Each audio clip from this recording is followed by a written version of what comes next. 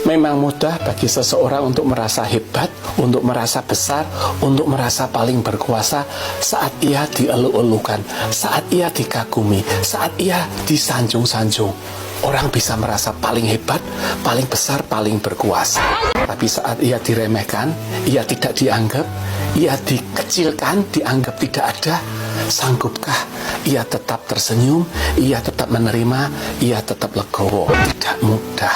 Tapi saat orang bisa melakukan itu, meskipun ia diremehkan, meskipun ia tidak dianggap, ia tetap bisa tersenyum dengan penuh legowo. Itulah orang yang besar, itulah orang yang hebat, itulah orang yang paling berkuasa. Ia berhasil menguasai dirinya. Egonya tidak dikuasai oleh sanjungan, oleh pujian, oleh kata-kata manis dari para pengagumnya. Itulah Pak Jokowi, Presiden Republik Indonesia yang sangat saya kagumi karena kerendahan hatinya, karena sifatnya yang selalu legowo. Baru kali ini saya merasa bangga punya seorang presiden seperti Pak Jokowi. Salah satu presiden terbaik yang ada tidak hanya di Indonesia, tapi juga di dunia. Selalu sehat Pak Jokowi untuk memimpin bangsa dan negeri ini. Cus. Siapapun yang berbuat jahat padamu, ingat 3 hal. Saat kamu disakiti, dosamu dihapuskan. Saat kamu dizolimi, doamu dikabulkan.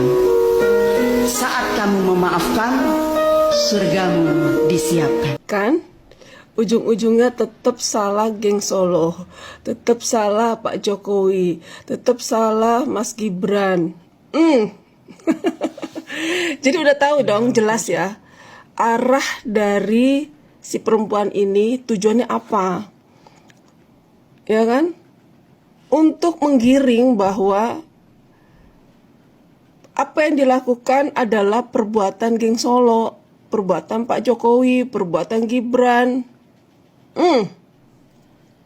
kan?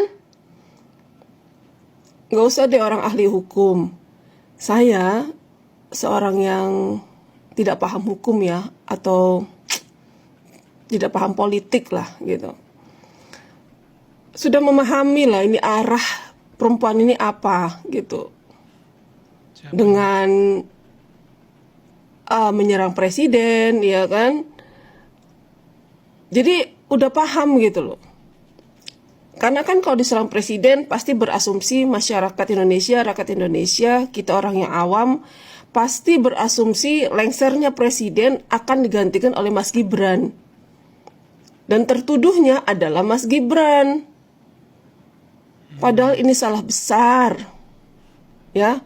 Hai buat kalian semua yang berusaha untuk menghancurkan, memporak-porandakan, memecah belah rakyat Indonesia dan berusaha untuk menuduh ke arah Pak Jokowi dan keluarganya. Ini saya ingatkan berkali-kali, kalian semakin memojokkan, semakin menuduh Pak Jokowi dan keluarganya, kalian akan semakin terpuruk dengan perbuatan yang kalian lakukan sendiri. Ya, saya udah katakan. Jadi perempuan ini adalah maling teriak maling. Jadi paham maksud saya, ini orang-orang yang berusaha untuk menjatuhkan Pak Jokowi dan keluarganya. Ya. Jadi tujuan mereka itu. Jadi bukan terbitan atau bukan orbitan atau bukan orangnya geng Solo ini, justru hati-hati ya. Gak usah dia pakai orang ahli politik, kita aja orang awam deh, orang masyarakat awam yang gak ngerti hukum, gak ngerti politik. Udah jelas ya, ini perempuan dimunculkan untuk membuat alibi bahwa geng Solo perbuatannya semua ini yang terjadi di negeri ini, ya. Hati-hati. Saya ingatkan nih sekali lagi, hati-hati buat kalian semua yang mencoba memecah belah rakyat Indonesia, yang coba menghancurkan Pak Jokowi dan keluarganya. Saya pastikan kalian akan mendapat hukuman atas perbuatan kalian sendiri, bukan perbuatan Pak Jokowi membalas kalian, bukan, tapi perbuatan kalian sendiri. berbalik ke kalian. Kalian paham nggak? Berkali-kali saya bilang, Pak Jokowi itu leluhurnya kuat banget. Hormat kepada leluhur itu kuat banget, ya. Walaupun seorang kelihatannya bukan agamais, ya pakaiannya biasa, tapi beliau itu taat kepada Allah itu luar biasa. Ya. Jadi hati-hati gitu loh. Apalagi orang yang benar-benar tulus untuk Indonesia ini. Lihatlah pembangunan dilakukan oleh Pak Jokowi. Tidak ada yang terlewatkan. Sampai daerah yang tidak memilih beliau, ya, yang suaranya rendah, itu beliau bangun daerahnya. Iya, dibangun ya. Paham? Di mana daerahnya itu? Aceh, Sumatera Barat, ya kan? Mana daerah lagi mana? Yang menyerang selalu masyarakat yang menyerang Pak Jokowi. Beliau bangun kan, meratakan gitu.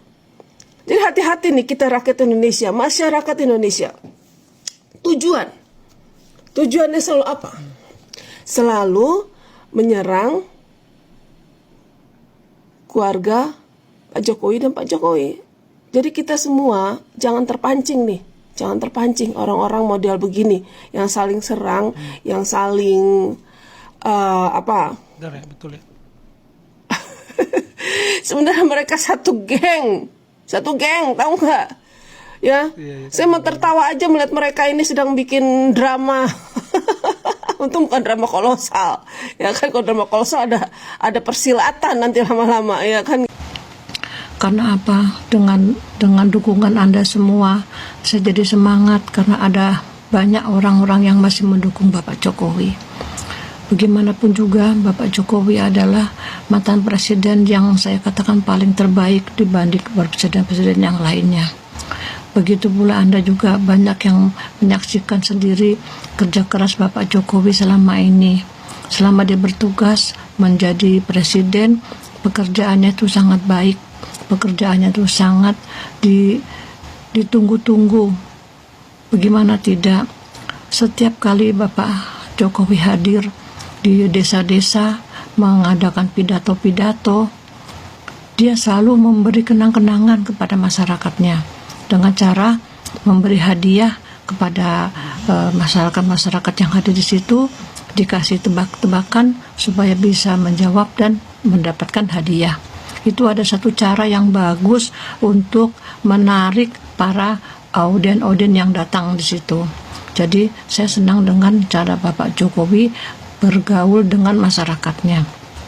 Begitu pula dengan kehadiran Bapak Jokowi di daerah-daerah yang jauh seperti di Papua, itu kan sangat jauh dan sangat sulit dijangkau oleh orang-orang presiden yang sebelumnya. Tapi Bapak Jokowi masih mampu menjalankan. Tapi ini saya sangat miris dan sedih. Orang-orang yang selama ini masih saja membenci Bapak Jokowi, terus saja mengerangsak apa kemauannya dia belum tercapai, terus saja menyalahkan karena ijazah. Sebetulnya coba dipikir caranya, walaupun Pak Jokowi itu nggak punya ijazah, tapi kan cara kerjanya sudah bagus. Dia cara kerja, yang penting kerjanya itu sudah benar-benar baik di mata masyarakat semua juga baik.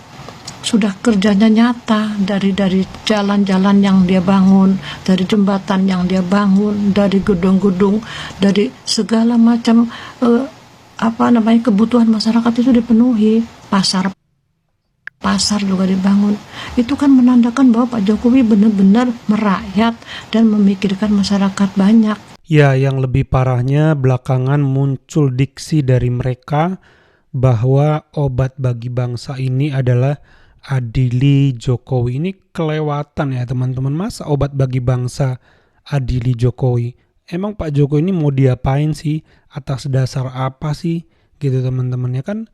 Ini menurut saya sudah mereka ini kebangetan ya teman-teman. Tapi itulah mereka ya teman-teman. Tidak berhasil dipuaskan dengan hasil yang mereka lakukan ketika Pak Jokowi masih menjabat, sehingga masih terus merongrong kehidupan Pak Jokowi. Apapun yang dilakukan salah.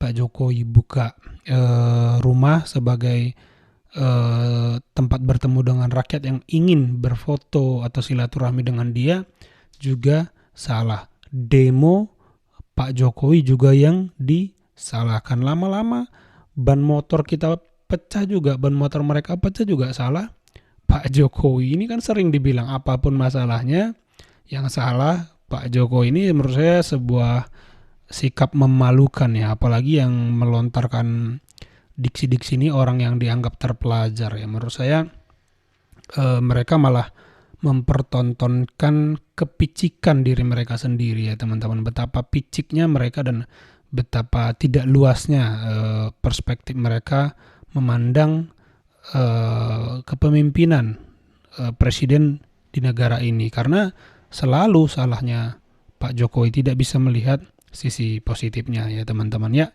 Pak Jokowi sih santai aja ya teman-teman ya, karena dia membiarkan rakyat yang menilai ya. Kalau menurut teman-teman bagaimana? Coba tambahkan di kolom komentar. Itu saja video kali ini. Terima kasih yang sudah menyimak sampai selesai. Sampai jumpa di video saya selanjutnya.